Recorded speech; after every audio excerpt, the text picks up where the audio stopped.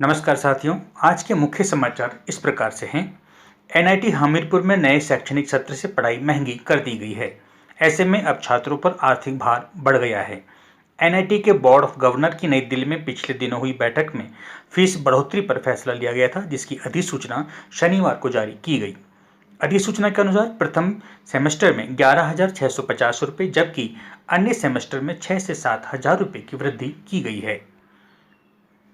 मुख्यमंत्री ठाकुर सुखविंदर सिंह सुक्खू ने आज छत्तीसगढ़ के रायपुर में भारतीय राष्ट्रीय कांग्रेस के 85वें महाअधिवेशन को संबोधित करते हुए कहा कि हिमाचल प्रदेश सरकार कार्बन उत्सर्जन को कम करने के लिए इलेक्ट्रिक वाहन नीति को सफलतापूर्वक लागू कर रही है।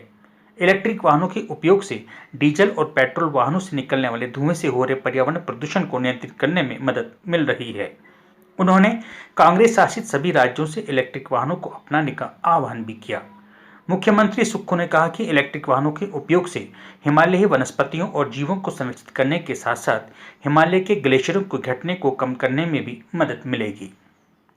धर्मशाला के मैगलोडगंज मार्ग में स्थित ब्रिगेडियर शेख जंग थापा पार्क का उद्घाटन करते हुए उपायुक्त कांगड़ा डॉक्टर निपुण जंदल ने कहा कि हमारे लिए ये बड़े गौरव की बात है कि हीरो ऑफ स्कर्दू नाम से विख्यात ब्रिगेडियर शेर जंग थापा का संबंध धर्मशाला से था।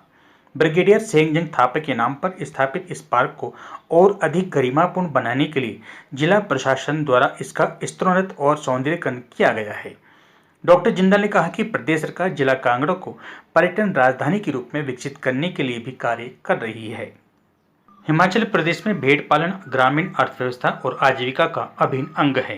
प्रदेश के छोटे और सीमांत किसानों ने कृषि के साथ साथ भेड़ पालन को अपनाकर अपनी आमदनी में वृद्धि की है। गुणवत्ता के लिहाज से विशिष्ट पहचान रखने वाली हिमाचली ऊन की मांग बाजारों में निरंतर बढ़ रही है।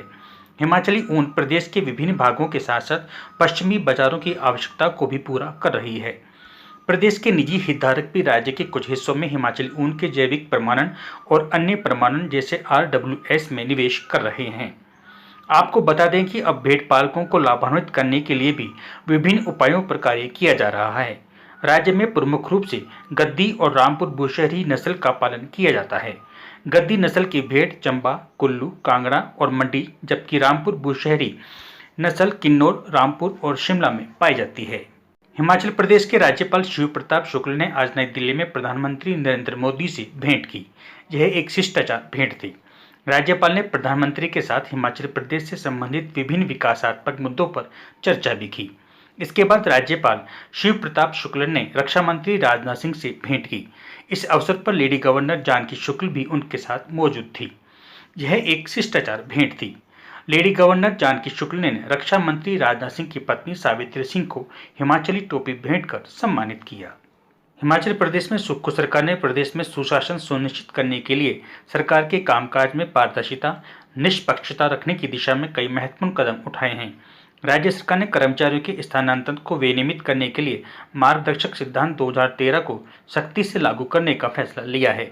यह सिद्धांत सुनिश्चित करता है कि अधिकारियों की कुछ श्रेणी को उनके गृह जिलों या आसपास के क्षेत्रों में तैनात नहीं किया जा सकता है, जिससे भ्रष्टाचार पर अंकुश लगता है और सरकारी अधिकारी बेहतर कार्य करना सुनिश्चित करते हैं। प्रदूषण मुक्त परिवहन सेवाओं को प्रोत्साहित करके क्लीन हिमाचल, ग्रीन हिमाचल के सपने को साकार करने के लिए मुख्यमंत्री ठाकुर सुखविंदर सिंह सुक्खू ने इलेक्ट्रिक वाहनों को बढ़ावा देने का निर्णय लेकर पूरे देश में एक मिसाल कायम की है। प्रदेश की कमान संभालते ही मुख्यमंत्री ने इस दिशा में न केवल बड़े निर्णय लिए, बल्कि इनको अमलीजामा पहनाने के लिए तथा इलेक्ट्रिक वाहनों की खरीद, चार्जिंग स्टेशनों की स्थापना और अन्य आवश्यक ढांचागत विकास के लिए भी धरातल पर बहुत तेजी से कार्य सुनिश्चित किया है। इलेक्ट्रिक वाहनों से संबंधित सभी आवश्यक व्यवस्थाओं, विशेषकर चार्जिंग स्टेशनों के संबंध में परिवहन विभाग सभी औपचारिकताएं पूरी कर रहा है। हिमाचल में तापमान काफी ज्यादा बढ़ गया है। आलम यह है कि फरवरी महीने में ही तापमान 32 डिग्री को पार कर चुका है।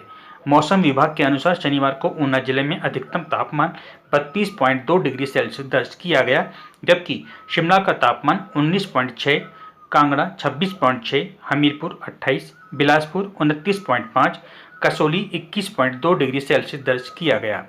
हिमाचल प्रदेश के कई भागों में आगामी 4 दिनों तक मौसम खराब रह सकता है। मौसम विज्ञान केंद्र शिमला ने प्रदेश में 28 फरवरी और 1 मार्च को बारिश और बर्फबारी का पूर्व अनुमान जताया है, जबकि 26 और 27 फरवरी को कुछ स्थानों पर बारिश और बर्फबारी हो सकती है। नमस्कार।